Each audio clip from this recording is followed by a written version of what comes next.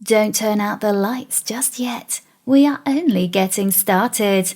You are now listening to the King of Horror Dark Waters.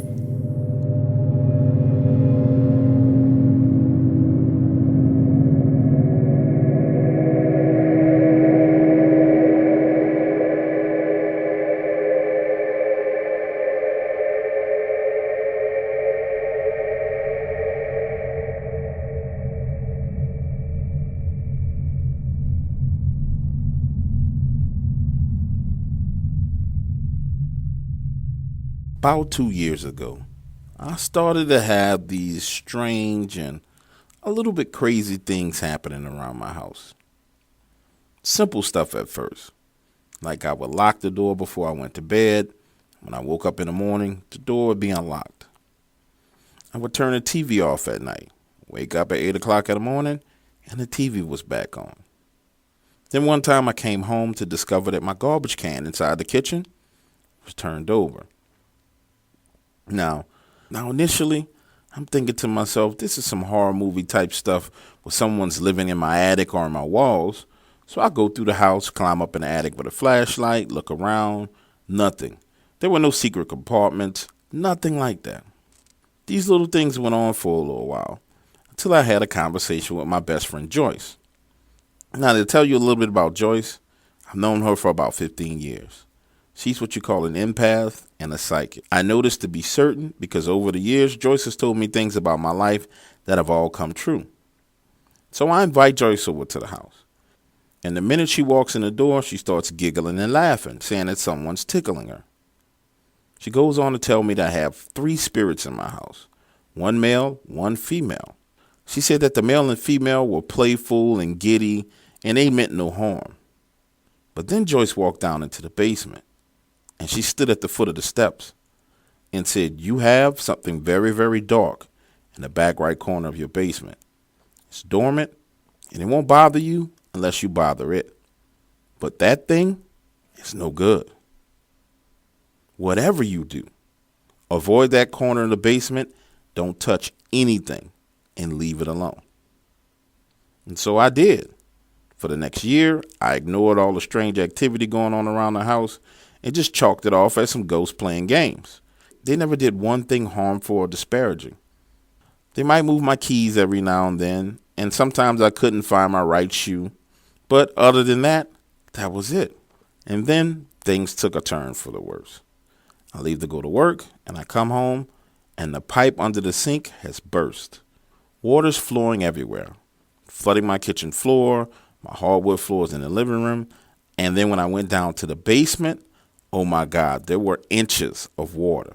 2 days later, I called service masters over to come and clean up the water in the basement. They come in with these heavy-duty vacuum cleaners and these solutions, and man, I'm telling you, they got my house smelling great. Now, the whole time that this had went down, it kind of slipped my mind about that back corner of the basement. I never thought anything of it. About a day or so later, I'm laying in the bed watching TV trying to nod off to sleep. My favorite show, The Last Man Standing, was on. Tim Allen is cracking jokes, and my eyes start to get heavy. Finally, I doze off to sleep. Now, I can't tell you how long it was between when I closed my eyes and when all this activity started, but when it started, man, it was terrifying. I remember waking up out of my sleep because it felt like someone was tugging on the covers. And when I opened my eyes, my body, my entire body, was sliding downward towards the foot of the bed. And by the time this was over and I was fully awake, the lower half of my body was off the bed. My toes were touching the floor. I stand up and look around, and there's nothing there. I'm thinking to myself, what the hell is going on? Immediately, I turn on all the lights in the house, walk around, and take a look, but no one's there. That night, I was so shocked and afraid, I couldn't settle in to go back to sleep. So I stayed up and went to work.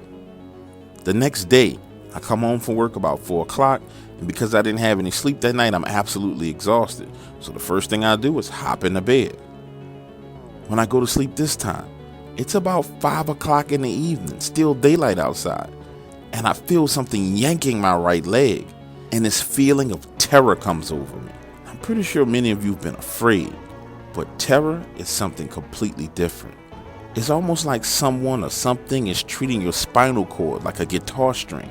They pull it or prick it and let it go, and your body shakes to the core. And now again, I can't go back to sleep. And when I had my third incident, I realized that something had to be done, because this had gotten way out of hand. I went to bed again, watching my favorite TV show, The Last Man Standing. This time, I wake up and I can feel a hand around my wrist, pulling my body out of the bed. I'm yanked with such velocity that my body rotates in the bed. My feet hit the headboard, and the next thing you know, my entire body is on the floor at the base of the bed. This time, my head slams onto the hardwood floor. And I told myself, I've had enough of this shit. I'm calling Joyce. So I called Joyce at 3:30 in the morning, frantic, telling her she needs to come to the house. And Joyce, one of my oldest friends, comes over to the house in her pajamas, walks in the door, and she immediately says, "Why did you go messing around in the basement?" And I go on to tell her, "Joyce, the basement flooded. There was a cleaning crew down there. I didn't go down there and do anything. They just cleaned up the water." She said, "I told you, stay out of that corner of the basement." That's when Joyce went on to tell me that this entity that she was sensing was pure evil, and that I needed to leave and spend the night by her house. I grabbed my keys, purse, and a few other things, and as we're pulling off from the house, the lights inside start to flicker. I don't really have the words to explain to you the feeling of fear and terror that I had at that moment. But that's when Joyce reached over, grabbed me by the hand, and said, "It's going to be all right. Don't worry about it. I have some friends that'll come over and take care of this for you. They're demonologists." She said, "But you can't go back into the house until they're done." I end up spending 3 days at Joyce's house while we wait on these demonologists.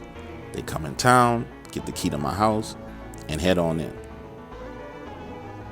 I would say they were gone about 4 or 5 hours. And when they came back, one of them had scratches on his face. It looked like someone had taken their fingernails and just ripped down his skin, these long red marks. The other one looked at me and said, "Listen, don't worry about it anymore. We've banished this thing from your house. The problem was we had to banish the other spirits as well. Everything is gone. You won't have any more activity at your property, I promise you." Now, I heard what they said, and I know they told me that these things were supposed to be banished, but honestly, I was afraid to go home. And it took me about a month to get comfortable sleeping in my house again.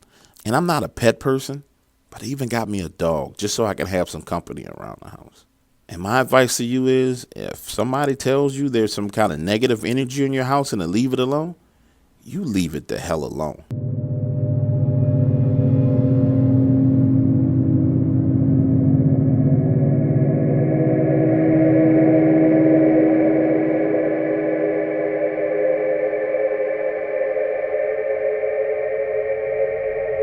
If you would like to hear more of this story and others like it, head over to iamdarkwaters.com. You now have 2 options. You can sign up and become a member. The price is $4.99 per month. Or you can buy access the latest Dark Waters horror narration album Crown Me King. It will only cost you $1.99. For less than the price of a cup of coffee you can access the best horror narration content in the world. iamdarkwaters.com. Become a member today.